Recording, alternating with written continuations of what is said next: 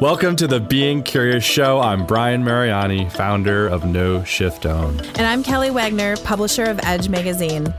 Our show is about curiously connecting teachers and seekers on a wide range of topics in a safe space. Few topics will be off limits, and we have some amazing guests to share with you.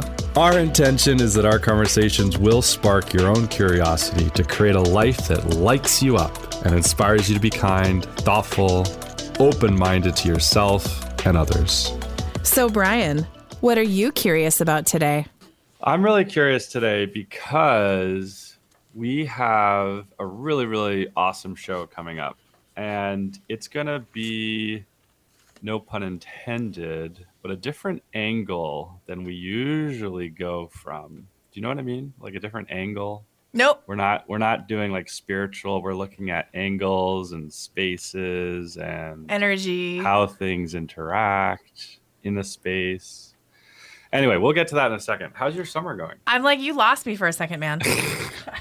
I was like, we're angles and flowing. Well, we're doing well. Oh my goodness. Okay, you guys. Carole, we have Yes. Carole Hyder hitting today. Yep. Hi.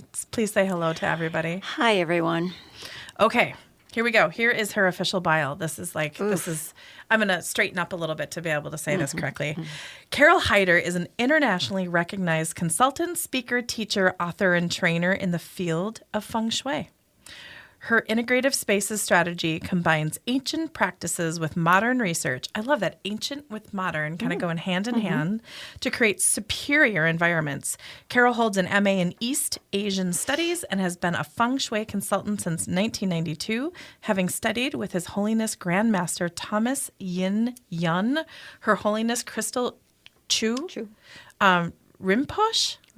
Oh, thank you. And Roger Green. Oh, I almost said it, Brian.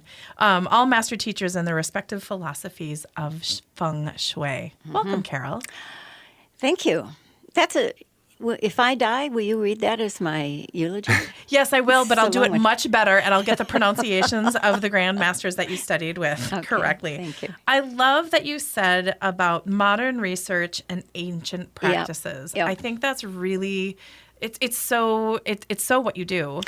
Well, yes. I'm not the only one who has this approach. When Feng Shui really came to the States, a lot of those ancient principles didn't apply. You know, we have different chi here. We have different energy. We have different perspectives. So Professor Lin was a very influential teacher for me, and he was from Taiwan. He was Buddhist and realized that we won't do some of the things that they would do in China.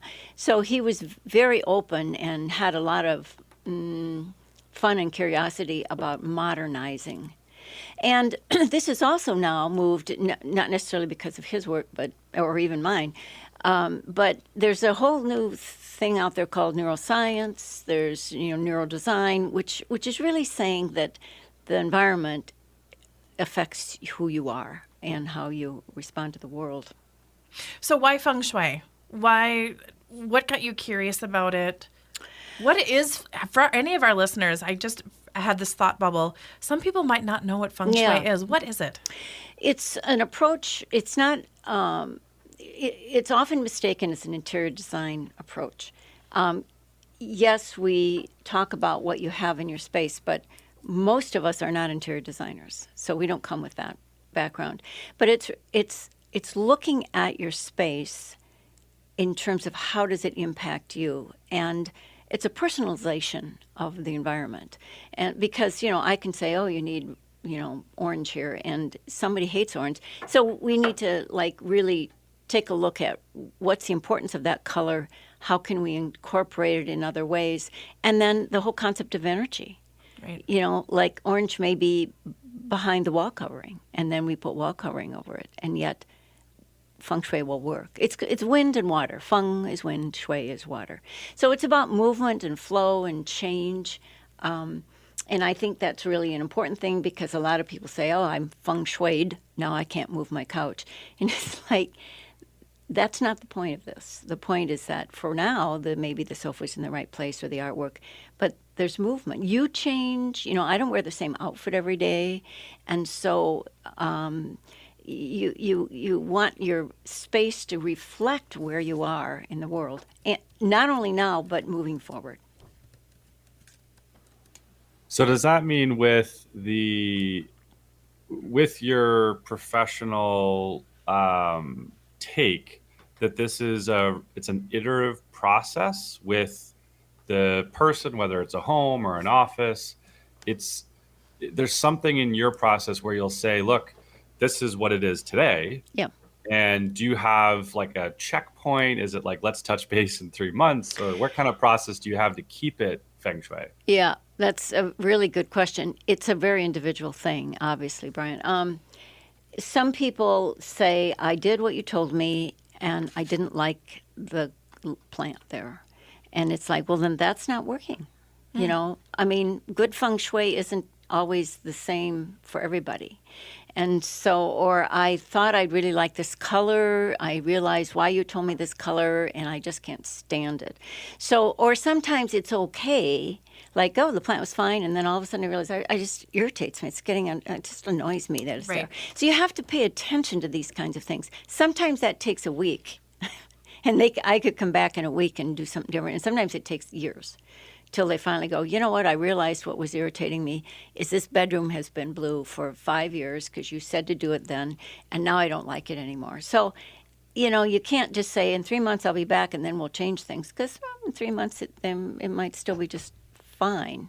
But the hope that I try to generate with people is to empower them to say, I don't like this. I'm not going to be hit by lightning if I say, yes, this is good Feng Shui, but I don't like it. And this is where modern comes in, because in the traditional, you did it anyway. Yeah. You did it. You just did it because those are the rules, and there was the chart, and there was the direction, and you don't move those. But once it got really to the Western world, we realized those. Number one, we don't live like that. We don't take that kind of direction, and it's not a healthy way because we're always in change. We're always in flux. I think a good example of this is I had a client who used to. I don't know that she still does this, but she used to change her living room and dining room according to the seasons, which at first I thought, oh, how crazy making. But it was really lovely because she showed me her setup. She had lots of storage space, but in the fall she had this and these colors, and then in the spring she had this and these colors. And what it did is it got that sort of connection. The space had a connection. It was sort of a temporal thing where the space changed with the season. And it's a cool thing to do. It's a lot of work. She was changing rugs and curtains and all that. And sometimes so she was committed. Oh, she was. She was totally committed. And it wasn't just some Halloween decorations here and there. In the window? She was really ready to go. Yeah, okay. She was. I was impressed. I haven't met anybody who's done that. And like I say, I don't know if she still does that, but she really enjoyed it. And the house was just... And the house enjoyed it too, didn't it? Yeah, yeah. Because, a lot of times, like I say, people say, oh, I'm feng shuied, I'm done. Well, maybe for now, but there's more ahead. So. Oh, my goodness.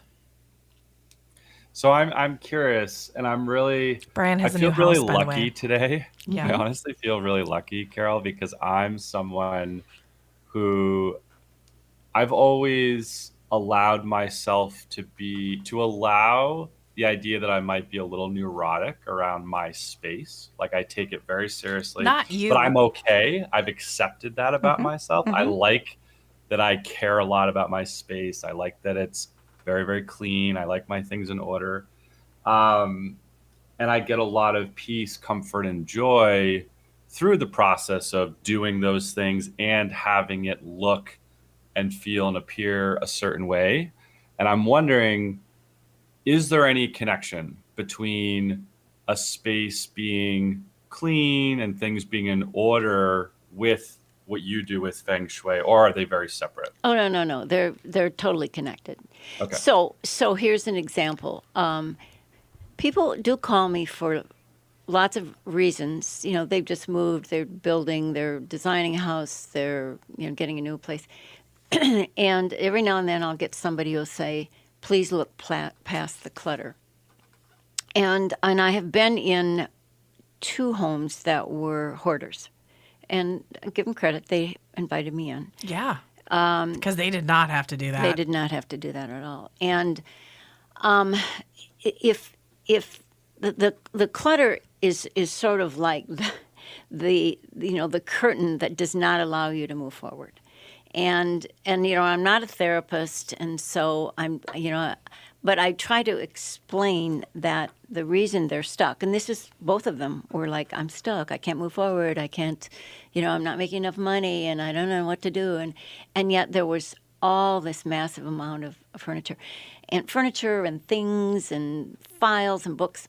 And so the best approach I've found, because again, I'm not a therapist, is to just find one room and to almost go to the point of Zen. And so that's usually palatable for somebody who likes their things. The room I want it to be is their bedroom. Bedroom. Yeah. They're where they sleep. And just all crap out of there.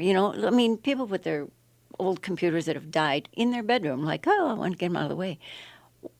That's not the place. And the stuff under the bed and stuff hanging off stuff.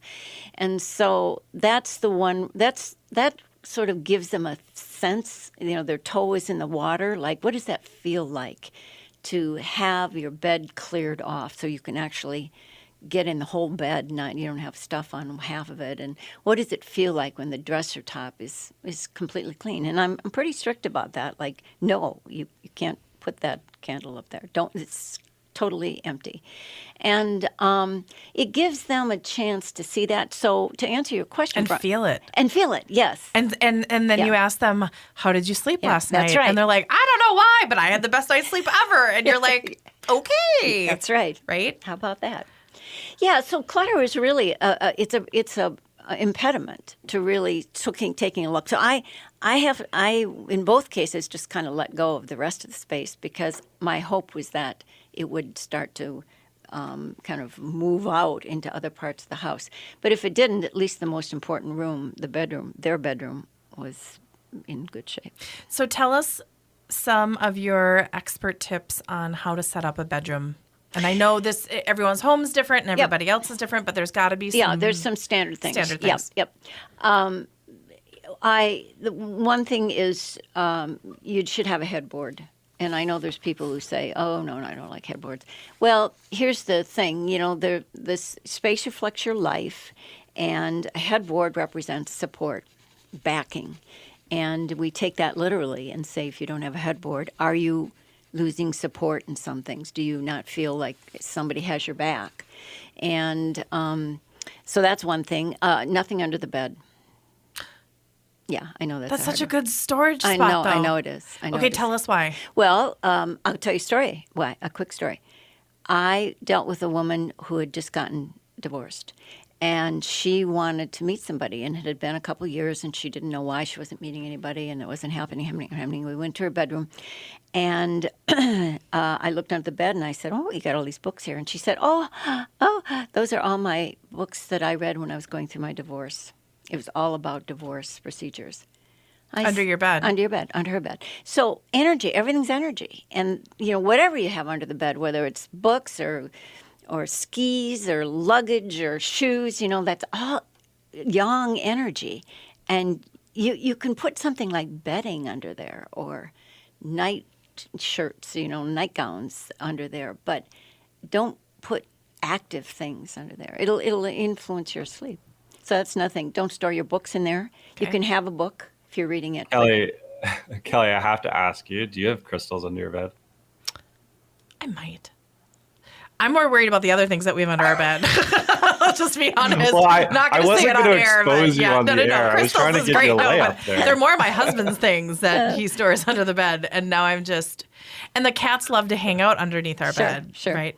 So here's the question to ask yourself. And this is why I go into bedrooms, and if I go, oh, my God, I will say to them, how are you sleeping? If they say to me, fabulous, I just go, fine. I might say, in case that changes, here's things I think you should do. But I don't make them rip out stuff while I'm there. Okay, what's another thing about the bedroom before we wrap up segment 1? Yes. Don't put one of the sides of the bed up against the wall. You want it floating in the middle. We did that right. Okay, we did one thing right. Oh my gosh, you guys. Okay. Kelly, I love how you were just looking for some form of validation in segment 1, like just some form. You did that. Doing a little that's right. Well, and the TV. We should another cover one. the TV. Yeah. Read strategically or different. Okay, I'm not going to go there. This is where I'm just a hack. Okay, you guys. But I'm so curious, and I just want to ask you all these questions. Oh my goodness, you guys! Carole Hyder is here. Her website is Carole with an E, CarolehYder.com. She's a Feng Shui master. She's an author. She's a great lady to know. Okay, just want to let you know, being curious. On behalf of Brian and Kelly and Brian, and Carole, we'll be right back.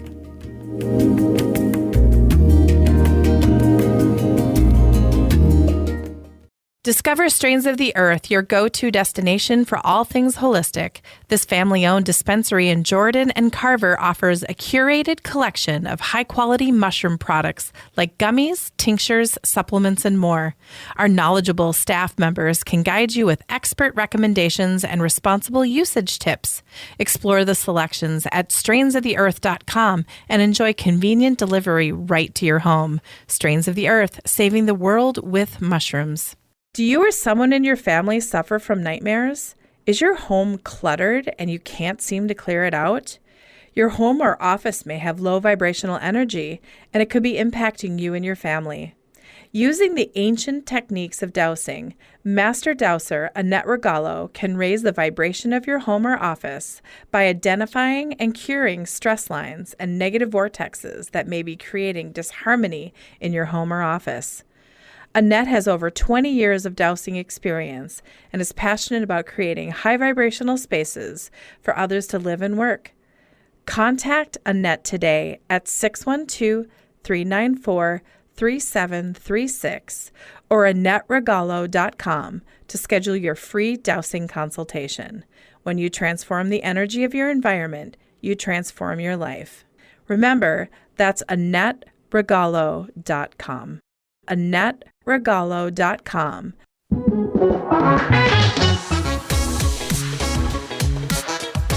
And we are back, segment 2 with Carole Hyder, CaroleHyder.com, and that's Carole with an E. And Kelly, thanks for spelling that out in segment 1. You crushed that. I was totally proud of myself. I was like, so woo! good. Well, I would hate for someone to get really excited and want to share space with Carole, and they're like, There's an E in the end. Did you All buy my life I have had to put that E in the end. Yeah. Mm-hmm. Did you buy Carole Hyder without the E.com? No, I didn't. Oh, that would have been a good and idea. you can just redirect to your Sure. right? You're so smart. No, I thought of that. Just throwing There's the marketing advice out there. So- Look at you. Our studio. Yeah. By the way, I want to give a call out to Elizabeth Sullivan from the Being Sovereignty That's show. Sullivan with an S, isn't That's it? an S. Sullivan with an S. Right. She and Chad, our station owner, and just a lot of people. We've done a mini renovation to the studio, and it feels so much better. And all we really did, I wasn't a part of it outside of just fostering the goodness, cleanliness, some fake plants, a little bit of this, a little bit of that. How does the studio feel to you? Well, I've been in studios, and this is nice. I mean, it's got a nice little touch to it that, because I've seen the lamp over here and the salt lamp and the flowers, and I typically don't see that. It's usually pretty functional. Yeah. And so this is nice. Oh, this was very functional. I'm sure. There was. This is quite upgraded. This is kind of, there's magic in here now. Right? Yeah, I think so. And it feels so much better. And I mean, and it was just a little bit of, so where I'm going with this is just by getting a little bit of X, Y, and Z. Yeah. That's all it takes. Can be a transfer. I mean, Yes. these are carpeted walls. Yeah. I The see. TV's on. There's not much you can do with this space. But what was done was impactful. It was. It's warm. There's a warmth in here, and that's what's really nice. Yeah, it's very, very easy to be here. Brian. I was going to make a joke. I was going to say Kelly turns the heat on a little bit to warm it up. I normally do, but that's okay. No, it's great. Thank you so much. Because Well, actually, that was the just intent. really quick, I do want to, in all seriousness, piggyback on what you were going for there, Kelly. And that's that, Carole, I have to imagine that one of the most rewarding parts of your work is that because you create that space and that energy in people's homes, maybe it's just a bedroom, maybe it's a whole home. What's it like for you to hear how much better their life gets in general because of the work that you're doing there? I mean, you must have just endless amounts of these stories because you've been doing this. You've been a professional in this space for many, many years. Yeah. And I'm thinking, wow, that's got to be so rewarding. It is rewarding. Well, and it's a real courageous thing for someone to reach out to you and Yes, say, it is. I need help. Yes. And this is kind of out of my comfort wheelhouse, zone. yeah. Right? Mm-hmm. I don't lose sight of the fact that their vulnerability is right out there. And so I do follow up with clients. Sometimes it depends on what the need is. Like if somebody's building a house, I'm usually there several times. But if somebody has an apartment, I'll follow up just with a phone call and email and say, so how's it going? What's happening? And because if it's not working right, then we need to finesse something. But usually by the time I leave, we've got a plan. They've got a plan that they'll do and they'll commit to, and they're pretty excited about it. But it's awesome. One of my books is a whole book of stories of clients. And, sometimes they don't do what I say, but they do something else. And it actually turned out. Do you have a story that comes to mind? I see it above your head. Oh, Dave? Yeah. Oh, gosh, I have many stories. Let me think of one that is not too long and involved.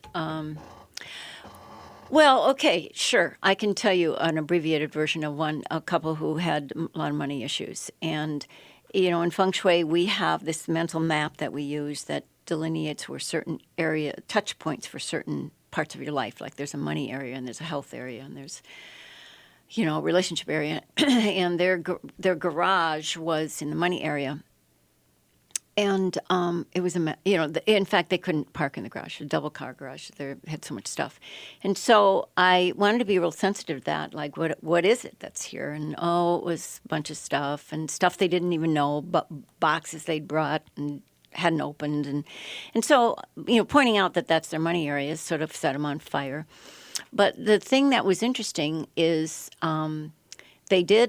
I followed up with them because that was really their assignment because that was huge. I wasn't going to run around and do a million other things and overwhelm them. It's like, this is your priority here. And so she was just, oh my gosh, she was just ready to, sort and get rid of. And she wrote and she said, oh my God, it just made a huge difference and things are really flowing and I got a new job, yada, yada. And then I saw them somewhere. I can't remember where that was, some public place. They were there, and I said, well, how's it going? And she said, well, not so well. And I said, is this the garage issue? And she said, yeah. And the bottom line was that her husband was nervous about, I don't know what other word to use, uncomfortable maybe is a better word, about that garage being so empty. People are nervous about empty corners. They just feel like something should be everywhere. And so he started moving things out of the basement back into the garage. Oh, no. Yeah, and so what the jobs are being lost and accounts are being, going bankrupt and all of that. And I said, gosh, you know what to do. And she said, I'm frankly, yes, I know Feng Shui wise, but she said, I need to get him help in terms of what's behind all of this. So, you have to take it all into consideration because, again, I'm not a therapist, nor an interior designer, but things come up, like that. Things come up that make he had to go through a whole painful process of he grew up. His parents were poor. I was about to say I got Yeah. depression baby, like Yeah. major Yep. major energy around that. And so when he was starting to get on his feet, he felt guilty about that. Yep. And so that wouldn't work because his parents were still alive and he didn't want to outdo them. And so things started happening. So it's funny how we throw up our own roadblocks when it isn't in our best interest, but we all do those things sometimes. So did you just part ways with them? And Yes. right? Yes, and they were actually on a good path, and they both knew what to do. And he had, like I say, was starting to get some help around that whole issue of his mindset. And I'm pretty sure they moved. This has been years ago. I can't stay in touch with all these people. Oh, come on. A club. I could have a club. You could. But the short-term story of that was he was really the linchpin there in terms of was this going to succeed or not, and because she was all on board, but he was undermining along the way. So tell us about the importance of space and home. Because I think we've kind of danced around it, but I think there's just really there's an anchor that we need to really secure in this conversation. One of the principles in Feng Shui is your space reflects your life, and so if you're honest and open, you can look around and go. And we do this. I mean, when things get cluttered, when things get out of hand, when you've had company, when you've been sick, you look around and go, my gosh, this house is a mess. Well, you kind of take it on. And so it's not only, though, what your space says to you about where you are now, but you can pull yourself forward. It can hold your dream. And I have a great story for this. Go for it. A woman that I was working with had retired, and she was an English professor, and she retired with the idea that she wanted to write a series of novels. This was her dream. It had been her dream forever. And so she was alone. I don't know if she was divorced, but she was alone, and her daughter was gone. So she moved a desk she used her daughter's little girl desk that was in the daughter's old bedroom, who was now off married somewhere, and just proceeded to try to write there. And it wasn't working. And she said, I read these Feng Shui books, and I'm facing the door, and I'm covering the bed because, I knew that isn't good, and I still go right on the dining room table. Well, here's the thing. The space wasn't telling her she's an author. It was telling her she was a little girl. Yeah, that's what I... Right. So that was kind of, yes, she had done a few things right, but couldn't really override the big message about you're still a little girl in here. So, you can buy an expensive big desk, big girl desk, big person desk. And so we talked about that and the color, because she hadn't painted it since her daughter left. It's like all these little things that, at the end of the day, it didn't cost her a lot, but it took effort. She had to paint. She had to take down the little girl curtains. She, had to get a desk, a chair that was, and then this is what I said to her: think of yourself as a successful author. What would a successful author do? Absolutely. And don't let any small little thing get in the way, like, I don't want to get, my daughter her daughter was gone. Right. Her daughter, bottom line, probably didn't care what her mom did in that room. And so she did, and she got published, and things have been going really good for her, but it needs to not only reflect you so that when you come home you kind of remember who you are, but also where you're going.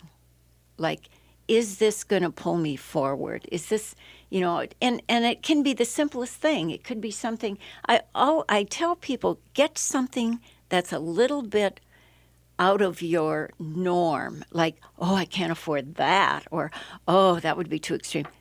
Just one thing, because it will remind you that you're more than who you are. Mm. And so it might be a piece of art, or it might be a rug where you go, I really spent a lot of money on this rug, but I love this rug. Right. Like, look at the difference than if you went and just bought a cheap rug and said, well, it's good enough.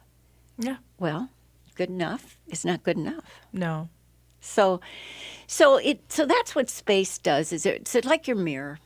It's really like your mirror. You want to look around and you want to say, I like how it's reflecting me. If people come into your house and say, "Oh my gosh, this is so you," probably it's a compliment. Oh, absolutely. Probably. I say that probably, unless it's really weird. But most of the time, your colors. So you also want colors that you look good in. I mean, And that you feel good that in. you feel good in, so that when you're in your space, you don't go, "I love purple, but boy, I never wear that." Well, then that's not a color you want on your wall. Right.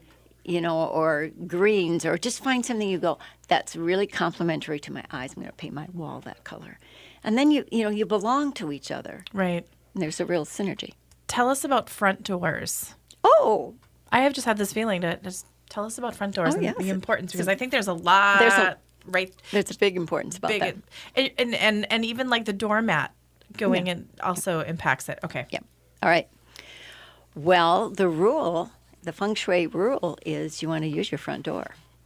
And so for a lot of people, this is an issue because they park in back, their garage is in back, and their back door's right there, and they're hauling a bunch of groceries in. They're not going to walk around the house to get to their front door. And I get that. But here's what you don't want to do. You don't want to ignore that front door. It's called the mouth of qi. It's where your energy comes in. So you want to have a regular affiliation with that door, in that you go, maybe if you go for a walk at night, you go out the front door, or if you have a dog, or if you get the mail, open that door so that qi can come in. And yes, it's silly to say I'm going to just drag all my groceries around to the front when the back door is right there. I get it. But it needs to work. It needs to have a key. It needs to have glass changed if there's broken things. You don't put furniture in front of it. You make it, if company come to the front door, they have unknowingly assessed who you are by just walking in and standing on your floor mat. They have already brought some opinions around who you are. So you want to make sure, it doesn't have to be full of stuff. It just needs to be welcoming. There needs to be a place to hang the coat. There needs to be maybe a little bench. There needs to be a cool rug. A statement right there that says you can come in here because this is a fabulous place and I'm a fabulous person. I love it. Okay. That's on front doors. Any colors that people should stay away from, or is everybody different? Yeah, everybody's different. The biggest thing is we often say red front doors are nice because they really attract attention. A lot of people don't like that, so that would not work. So what's your favorite color? Go stand by your door. If you look great by your front door, that's it. Okay, there we go. You guys, Carole Hyder, we're learning about energy, Feng Shui, the importance of our space and home. Segment 2 is wrapping up, and lots of fun for the next segment. Her website is Carole with an E, HYDER.com. We'll be right back. Is your space aligned with your dreams? Do you feel inspired when you walk in the door? Carole Hyder can help you create a space that you love, where you thrive, and where you always want to be. Using her 29 years of experience as a Feng Shui consultant, teacher, author, and trainer, she can help you bring forth the inspired essence of your home or office, making a place where you feel whole and safe. Learn the specific Feng Shui adjustments that Carole has seen as the most important, such as determining which room in your home should be your favorite, why your stove may be affecting your health, and why your office may be holding you back. Contact Carole at 612-823-5093 or CaroleHyder.com to discuss the specifics with a personal appointment. By elevating the energy of your space, it becomes sacred and you will be forever changed. Contact Carole at Carole Hyder, that's CaroleHyder.com, hyder.com. Embark on a journey of curiosity and self-discovery with the Edge Partner Directory.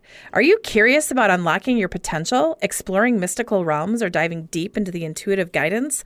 Look no further than the Edge Partner Directory. With our curated directory, you can explore transformative experiences that will elevate your consciousness, discover holistic wellness practitioners to nurture your well-being, and connect with intuitive guides who can illuminate your path to transformation. Whether you seek mindfulness practices, energy healing, metaphysical wisdom, or intuitive insights, our directory is your compass to enlightenment and self-discovery. Your higher consciousness and personal growth journey await. Visit edgedirectory.net and let your curiosity lead the way. Again, find the directory at edgedirectory.net. That's edgedirectory.net. edgedirectory.net.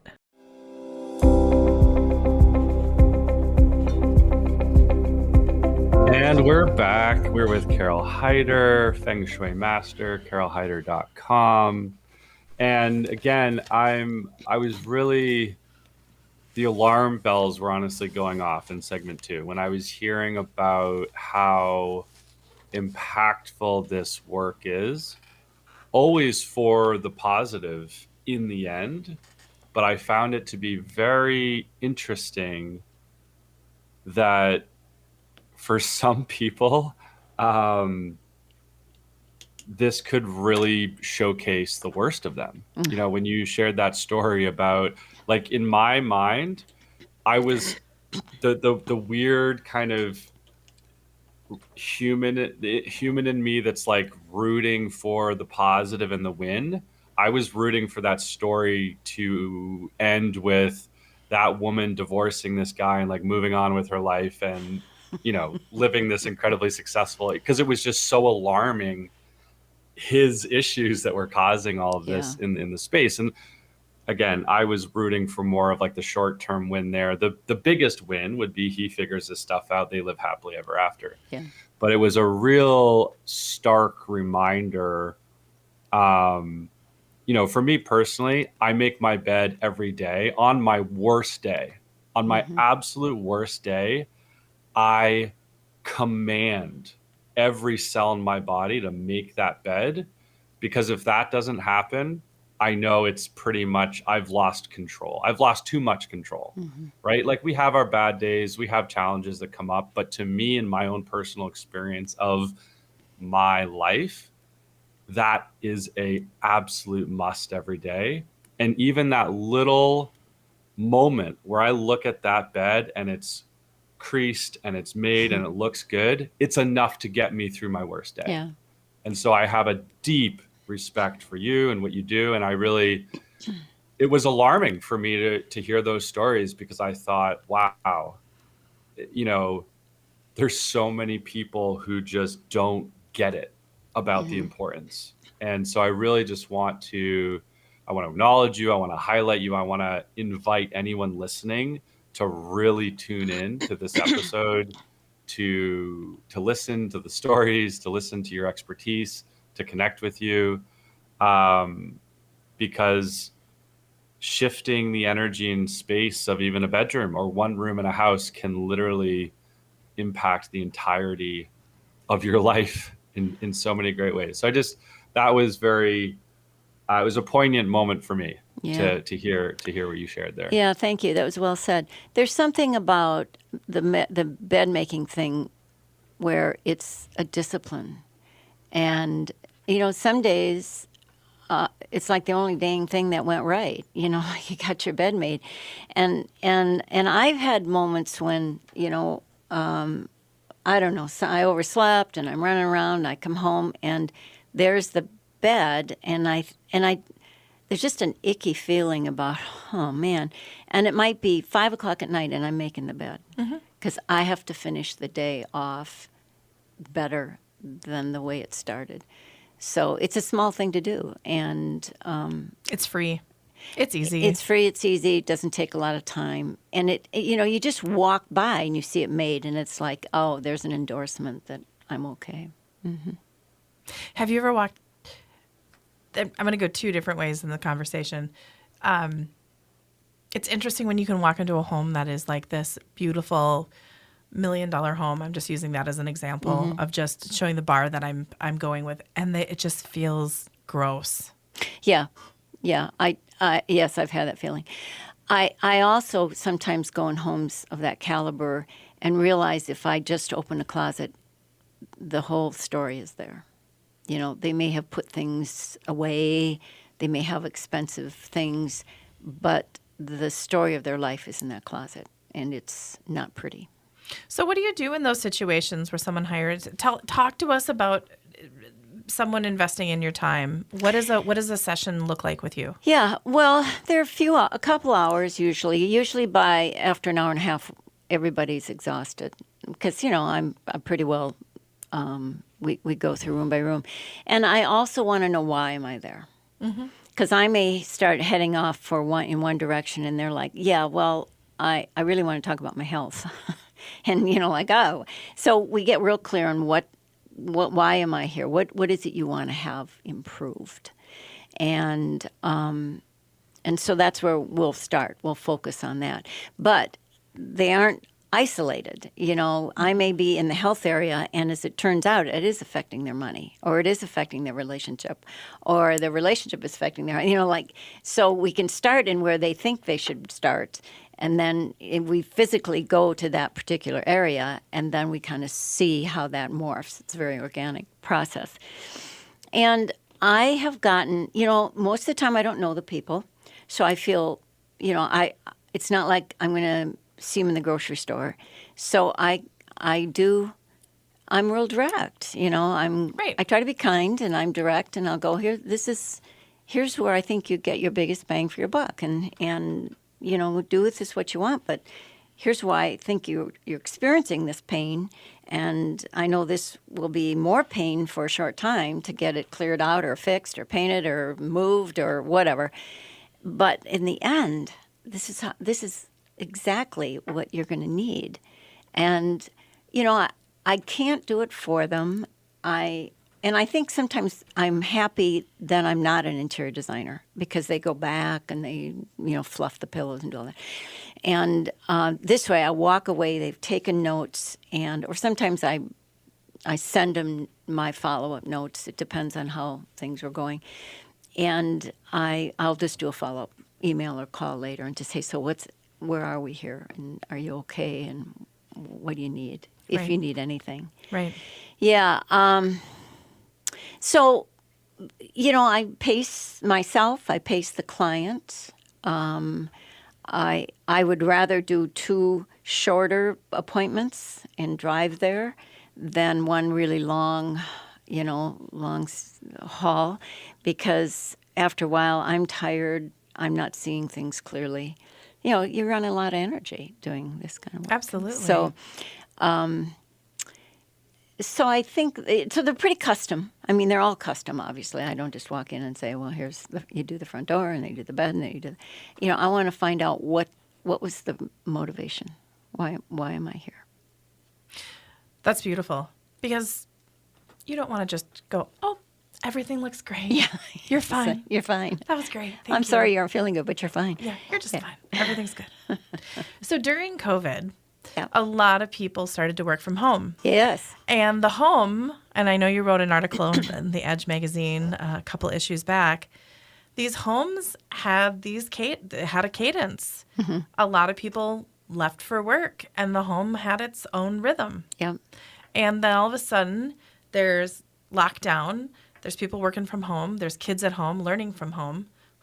That was fun. Mm-hmm. And it's a different frequency. It's a different energy in the home. What advice do you have along those observations of the people that are either deciding to stay working from home and having that home business, or even the next part of the question is, what can they do to their office space to have really good energy?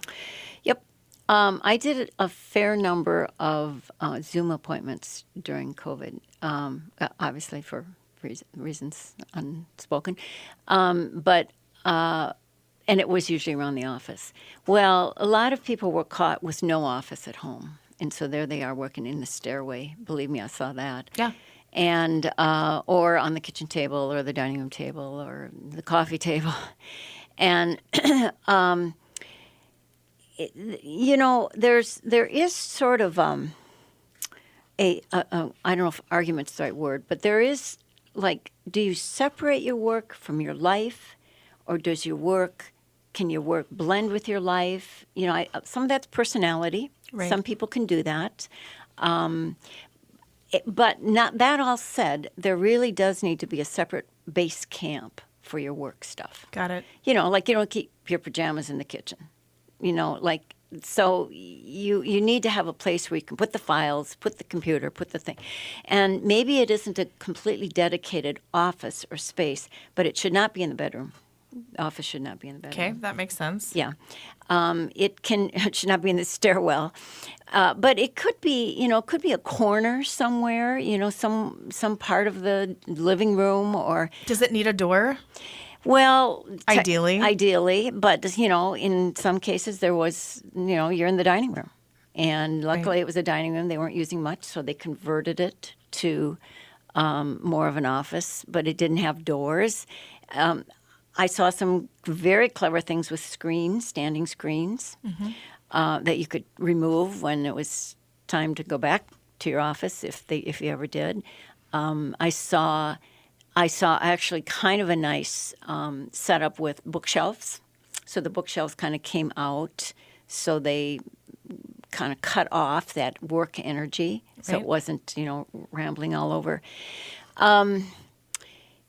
Always in an office, home office or otherwise, you want to be able to see where's the energy coming into the space. So you what that typically means is that you are looking toward the door, and your desk is not going to be slammed up to a wall.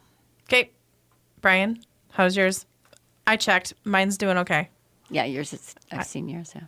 Doing good. Kelly, you got to get your pajamas out of your kitchen, though. I know. I keep telling you that every time we FaceTime. That's just... Sorry, man. Sorry, I have to see that. I got to write that up. I'll be over later. I'm going to book Carole for you. There we go. Okay. That's awesome. So facing the door, how Yeah, else facing can the door. people set up? Because their office is where they either generate their income, their money, their Yeah. expertise. How else can they set up their Keep it from offices? being cluttered. Okay. Keep it space. Space reflects your life. And the more stuff you have around, the more obstacles you set up for yourself. So clear off the desk at night. I still struggle with that one because it's like, well, I have this blueprint laid out. I'll just leave it here. And it's like, then I walk in and go, oh man, I can't even find the phone, for crying out loud. Right. That's not how I want to start my day. So we recently moved, so it really gave me a great opportunity to go through stuff and pare down. And so for the first time in a long time, I have a little extra space, which is nice. So I can put things away, and I come in the morning and my cat's in my chair, and I have my clean desk. And I do have to say it does make a difference Yeah, when it you does. take that extra couple moments and Yeah. clean your desk off at night. Yeah. I've noticed it. it gives you a sense of control. Oh. Like I have control over my life. My Right. life isn't just chaotic mess. Even if it just gets put in a folder, like all the paperwork and contracts and articles you're trying to write for the Edge and all that, they go in a folder. And at least that has a containment to it, as opposed to, oh my God, here was this thing I was supposed to call her. What's this number? I don't even remember what that's how chaos starts happening. So, but the thing, I want to get back to the desk facing the door. The issue is that you want to see what's coming in. Right. And even if people live alone, they go, well, I wouldn't know if somebody came in. That isn't the point. The point is you want control of your space, and you want to see if something comes in. It's a metaphor about what's coming into your life. But sometimes you can't even do that. Like think of cubicles. Like they're all their backs are to the door. And for a long time, in fact, early on when I was starting in Feng Shui, Office Max used to sell little mini rearview mirrors for the express purpose of putting it on the top of the monitor. Those were when you had those big, tall monitors. Yeah. So that when they're sitting at their desk, any movement behind them, it would catch their eye. And they could turn around and be proactive as opposed to somebody coming up behind them and tapping them on the shoulder and they, get frightened. I totally had one of those when I worked at Best Buy in a cube. Did you? It was perfect. Yeah. It was. They don't make them anymore. I don't know why. Well, computers are different now. But a mirror a mirror somewhere on the back wall that allows you to see your entry is just gives you a sense of support. Yeah. You guys, we could talk to Carole for hours, don't you think, Brian?